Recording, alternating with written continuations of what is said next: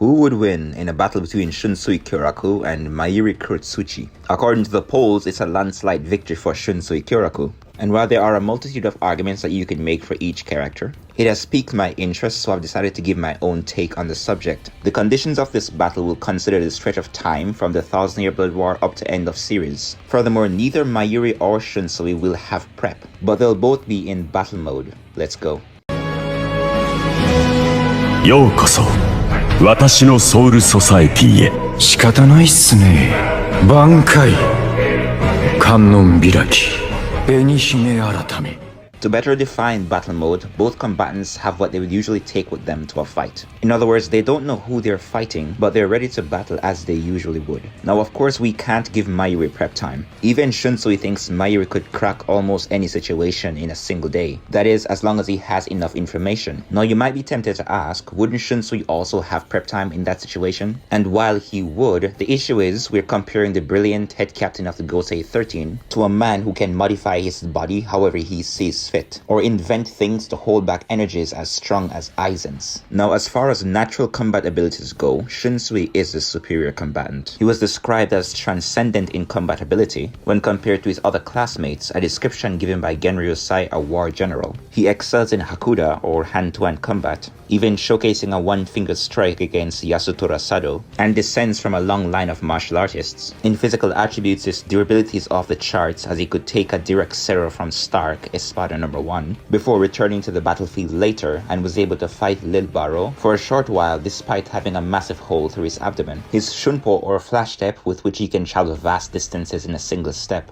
was praised by Genryusai Yamamoto. His raw combat speed could keep pace with Espada No. 1, Coyote Stark, and he's a master swordsman with dual wielding. Furthermore, when combined with his games such as Daruma-san ga Koronda, Shunsui's speed, agility, and tendency to sneak attack are utterly devastating. In addition, his versatility becomes all the more blatant when you consider his Zanpakuto's ability in Shikai form to turn children's games to reality. With Takaoni, unless there are interruptions, whoever is above gains the advantage. And with Shogoma allows Shunsui to summon a whirlwind. Irooni is a color game where you have to say the name of the color that you want to cut, and the riskier the color is for you, the more damage you can deal. With the first shadow game, Kageoni, he can use shadows to attack the opponent, or go back and forth between the current world and the shadow dimension. The second game, Kageyokuri, can cast illusions of shadow silhouettes upon the opponent who merely glances at Shunsui's shadow. Following the creation of a Reiatsu double, the game Daruma-san ga Koronda allows Shunsui to instantly surprise the opponent by traveling along a trail along their blind spots. However, if he's seen moving, he loses. All of this is concluded by the Katen Kyokotsu Karamatsu Shinju, Shunsui's Bankai, which opens with the hesitating sharing of wounds. All wounds which are inflicted will be shared between both opponents, followed by the Pillow of Shame, which casts an incurable disease upon the opponent. The third Dan, Dangyo no Fuchi, they are both cast into the deep abyss. When Shunsui tangled with Little Baro, it seems the latter was unable to swim out of the abyss. Furthermore, it freezes up their resolve and can last until their Ryatsus have been spent. And the final Dan uses a Reiatsu thread to decapitate the opponent.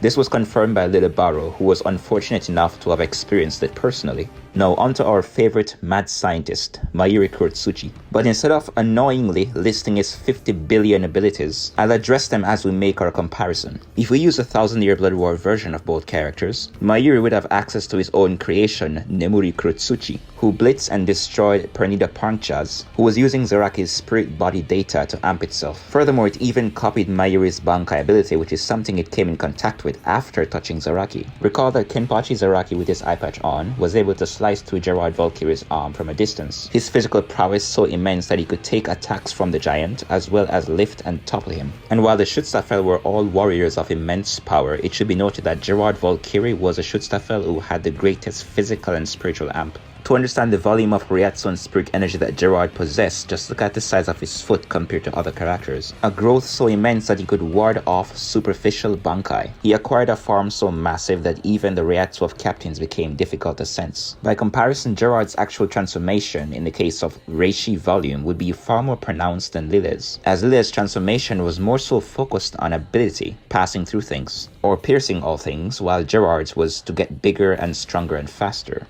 and Pernida, who had acquired the data from the body of the Kenpachi who had first clashed with Gerard's giant form, was this close to assimilating Mayuri Kurotsuchi before Nemu blitzed and destroyed that arm from a distance. She proceeded to then destroy Pernida's actual body in a face-to-face battle by using a piece of her own soul. With this in mind, I don't think Mayuri would be outdone in speed. Furthermore, Mayuri Kurotsuchi already possesses Schutzstaffel class speed, continuously evading Pernida's arrows and outspeeding the nerves of the Soul King's left arm by surgically altering the configuration of his nerves, blood vessels, and muscles after Pernida's nerves had already come in contact with his arm, and later reacted to Pernida after all the amps it had received. While Shunsui has so many games that he can call upon, Mayuri literally has so many counters. The means to deactivate pockets of Reishi which approach him, and while this might not stop a charging Shikai Shunsui who is a dual wielder, he does have sensors in his Zanpakuto. He has a Schutzstaffel level threat in Nemu Kurotsuchi, and he can make things a lot more difficult by calling upon his corpse unit, which he does in character. Furthermore, he can flood the environment with all kinds of drugs which would make approaching him or even fighting in the same vicinity difficult. Even with his games, facing someone as fast as Mayuri, who is smarter than Shunsui by far alongside his own personal army, with annoying area of effect abilities like his drugs and Ashisogi Jizo fear factor, which paralyzes those who hear it for 4 seconds. For this portion of the fight, I would give the victory to Mayuri Kurotsuchi. But what if they had a clash of Bankais? While Mayuri still has his own little personal army to assist him in any way possible, Kyōraku has 2 problems. Number 1, Mayuri knows what Kyōraku's Bankai is, as Mayuri has studied every GOTEI 13 officer's Bankai. And number 2, the literal ability of Mayuri's Matai Fukuin Shotai is to take the information sent to it from Mayuri and use it to counter the opponent's power. So again, I lean towards Mayuri. Now what if they clash in Kan for Your Own World or End of Series, where Mayuri no longer has Nemuri Nanago, but instead Nemuri Hachigo, for whom we don't have enough information to put her in a fight? Well, the problem comes in the form of everything else that Mayuri has. For one, he still has the corpse unit, and Lupi alone is able to output 8 Grand Reaceros simultaneously, each of them being multiple times stronger than Ginjo's Shikai Getsuga Tensho, which by comparison to beings like Fullbring Shikai Ichigo, that is in raw power alone, not speed or overall fighting power, would eclipse anything that Stark did against Shunsui. Recall that Stark's power output was threatening enough to make Shunsui consider Bankai. Mayuri would also have quantum spirit bugs in his brain and surveillance bacteria, which would assist in keeping track of Shunsui. Black spears which he can use to open holes in space and move between dimensions, and he has clones of himself which he can activate whenever he wishes to use in battle, which could be annoying to deal with alongside everything else that Mayuri possesses. And as far as statements go, even Tokinara Tsuneyashiro, who is aware of both Shunsui and Mayuri's Bankais, warned Hikoni Ubugino to be most careful of Mayuri's Bankai. And when relying on things besides his own physical power, the author believes that Mayuri could potentially match Hikoni in a fight, a monster far outside of Shunsui's league. In conclusion, I think Mayuri takes the victory. Cheers.